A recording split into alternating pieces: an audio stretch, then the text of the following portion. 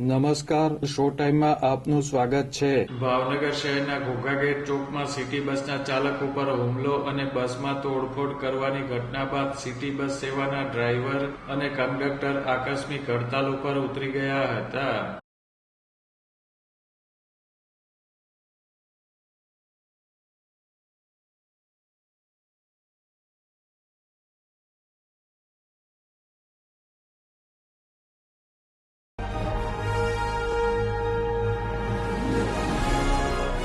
નમસ્કાર, શો ટાઈમમાં આપનું સ્વાગત છે.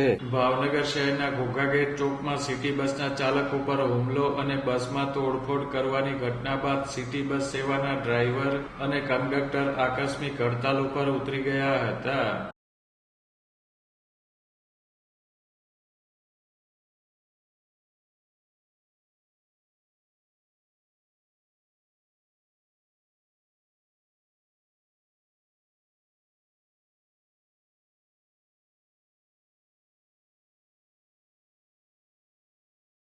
બસના ચાલક ઉપર હુમલો અને તોડફોડની ઘટના બાદ રોષે ભરાયેલા ડ્રાઈવરો અને કંડક્ટરોએ હડતાલનું એલાન કર્યું હતું અને બધી બસ શહેરના ગંગાજળિયા તળાવ ખાતે પાર્ક કરી દીધી હતી.